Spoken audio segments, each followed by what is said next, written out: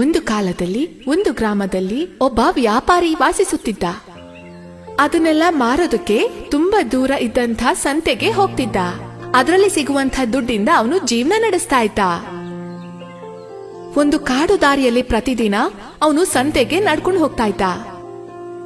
ಒಂದು ದಿನ ವ್ಯಾಪಾರ ಎಲ್ಲ ಮುಗಿದ್ಮೇಲೆ ಆ ವ್ಯಾಪಾರಿ ಸಂತೆಯಿಂದ ಮತ್ತೆ ಮನೆಗೆ ಹೋಗ್ತಿದ್ದ. ಆಗ ಅವನು ಕಾಡಿನ ದಾರಿಯಲ್ಲಿ ನಡ್ಕೊಂಡು ಬರ್ತಿದ್ದಾಗ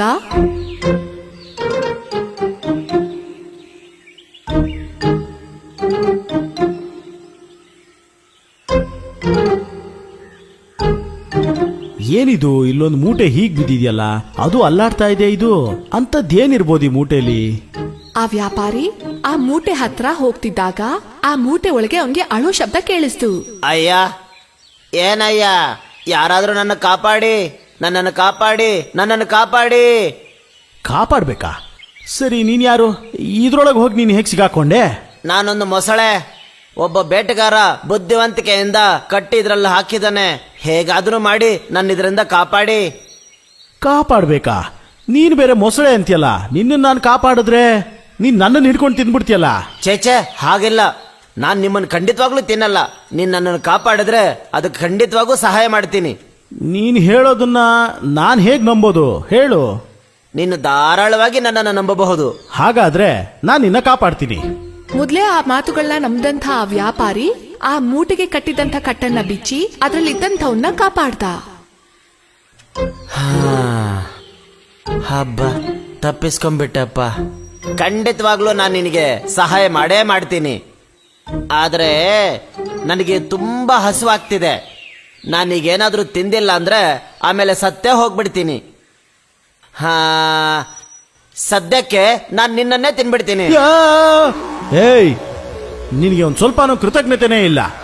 ನಿನ್ನನ್ನು ಕಾಪಾಡಿದ್ ನನ್ನನ್ನೇ ತಿಂದ್ಬಿಡ್ತೀನಿ ಅಂತ ಹೇಳ್ತೀಯಾ? ಇದು ಒಂದ್ ಸ್ವಲ್ಪನೂ ಸರಿ ಇಲ್ಲ. ನೀನು ನನ್ನ ಆಹಾರ. ಸಂದೇಹ ಇದ್ರೆ ನಾವು ಬೇರೆ ಯಾರ ಹತ್ರ ಕೇಳಿ ತಿಳ್ಕೊಳ್ಳೋಣ. ಸರಿ. ಆಗಷ್ಟೇ ಆ ಜಾಗದಲ್ಲಿ ಒಂದು ಹಾವು ಬರ್ತಾ ಇತ್ತು.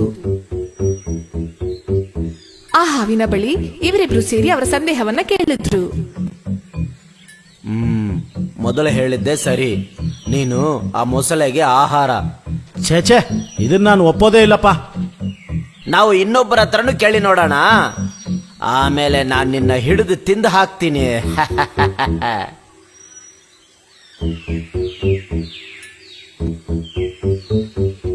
ಅದಾದ ನಂತರ ಅವರು ಒಂದು ನರಿ ಹತ್ರ ಹೋಗಿ ಅವರ ಸಂದೇಹವನ್ನ ಕೇಳಿದ್ರು. ನೀವು ಇಬ್ರು ಹೇಳದ್ರಲ್ಲೂ ವಿಷಯ ಇಲ್ಲ ಅಂತ ನಾನು ಹೇಳೋದಿಲ್ಲ. ಅದೇನಂದ್ರೆ ಅದು ಬಂದು ನ್ಯಾಯವಾಗಿ ಹೇಳಬೇಕು ಅಂದ್ರೆ ಹಸುವಾಗಿರುವಂತ ಈ ಮೊಸಳೆಗೆ ಊಟ ಮಾಡೋದಕ್ಕೆ ಅಧಿಕಾರ ಪೂರ್ತಿಯಾಗಿ ಇರುತ್ತಲ್ವಾ? ನೀವೆಲ್ಲ ಹೇಳ್ತಿರೋದು ಯಾವುದೂ ಸರಿ ಇಲ್ಲ. ಕಾಪಾಡಕ್ ಬಂದವನ್ನೇ ತಿನ್ನುವಂಥದ್ದು ನ್ಯಾಯವೇ ಅಲ್ಲ. ಆಗ ಆ ಜಾಗದಲ್ಲಿ ಒಬ್ಬ ವ್ಯಕ್ತಿ ನಡ್ಕೊಂಡ್ ಬರ್ತಾ ಇದ್ದ. ಅವನ ಅಭಿಪ್ರಾಯನೂ ಕೇಳೋಣ ಅಂತ ಇವರು ನಿರ್ಧಾರ ಮಾಡಿದ್ರು. ಅವರು ಇಬ್ಬರು ಹೇಳಿದ್ದನ್ನೇ ಈ ಮನುಷ್ಯನು ಹೇಳ್ತಾನೆ ನೋಡು. ಖಂಡಿತವಾಗ್ಲೂ ನಾನು ನಿನ್ನನ್ನು ಇವತ್ತು ತಿನ್ಬಿಡ್ತೀನಿ. ನಿಮ್ಮಿಬ್ರು ಮಧ್ಯ ನಡೆದಿರೋ ವಿಷಯನ ಪೂರ್ತಿಯಾಗಿ ಅರ್ಥ ಮಾಡ್ಕೊಂಡಿರೋದ್ ಮೇಲೇನೆ ಅಪ್ಪ ನಿಮ್ಮಿಬ್ರಿಗೂ ನಾನು ಒಳ್ಳೆ ನಿರ್ಧಾರನ ಹೇಳೋಕ್ಕಾಗೋದು. ಹೇಳಿ, ಮೊದಲು ಏನಾಯ್ತು? ನಾನ್ ಸಂತೆಗೆ ಹೋಗಿ ಇದೇ ದಾರಿಲಿ ವಾಪಸ್ ಬರ್ತಿದ್ದೆ. ಅದನ್ನ ಹಾಗೆ ಸ್ವಲ್ಪ ನಟಿಸಿ ತೋರ್ಸಪ್ಪ. ನೋಡಪ್ಪ, ಇದೇ ತರಾನೆ. ಈಗ ನನ್ಗೆಲ್ಲ ಅರ್ಥ ಆಯ್ತು. ಆಗ ಸಮಯದಲ್ಲಿ ಮೊಸಳೆ ಎಲ್ಲಿತ್ತು, ಹೇಗಿತ್ತು ಅಂತ ಏನು ಹೇಳಲೇ ಇಲ್ವೇ? ಅದೇ ಅರ್ಥ ಆಗಿಲ್ಲ. ಅದನ್ನ ಸ್ವಲ್ಪ ನಟಿಸಿ ತೋರ್ಸು ನೋಡೋಣ. ನಾನು ಆ ಚೀಲದಲ್ಲಿ ಸಿಕ್ಕಾಕೊಂಡಿದ್ಯಾ? ಏನ್ ಹೇಳ್ತಿದ್ಯಾ ನೀನು? ನನ್ಗೇನು ಅರ್ಥ ಆಗ್ತಿಲ್ವೇ? ಮೊಸಳೆ ಮತ್ತೆ ಅದು ಹೇಗೆ ಅಂತ ಮಾಡಿ ತೋರ್ಸು. ನೋಡಿ, ಇದೇ ರೀತಿನೇ ಇದರ ಒಳಗಡೆ ನಾನು ಹೀಗಿದ್ದೆ.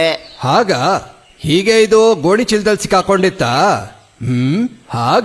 ಹಾಗಿದ್ರೆ ನನ್ ಸಂದೇಹ ಇದೇನೆ. ಗೋಣಿ ಚೀಲ ಆಗ ತೆರೆದಿತ್ತಾ? ಅದಲ್ಲಪ್ಪ, ಅದು ಹೊರಗಡೆಯಿಂದ ಕಟ್ ಹಾಕಿದ್ರು.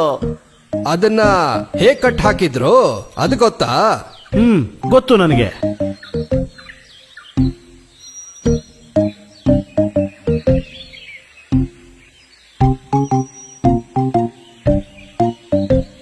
ಈಗ ನನಗೆ ವಿಷಯ ಎಲ್ಲ ಪೂರ್ತಿಯಾಗಿ ಅರ್ಥ ಆಯ್ತು. ಈ ಗೋಣಿ ಚೀಲದಲ್ಲಿ ಮೊಸಳೆ ಹಾಗೆ ಬಿದ್ದಿರ್ಲಿ, ಇದ್ರ ಒಳಗಡೆನೆ ಸಿಕ್ಕಾಕೊಂಡು ಹಾಗೆ ಇರ್ಲಿ ಬಿಡಿ. ಕಾಪಾಡ್ದವನ್ನ ಕೊಂದು ತಿನ್ನೋದು ನ್ಯಾಯವೇ ಅಲ್ಲ. ನನ್ನ ಜೀವ ಉಳಿಸಿದ ನಿಮ್ಮನ್ನ ನಾನು ಯಾವತ್ತೂ ಮರೆಯೋದಿಲ್ಲ.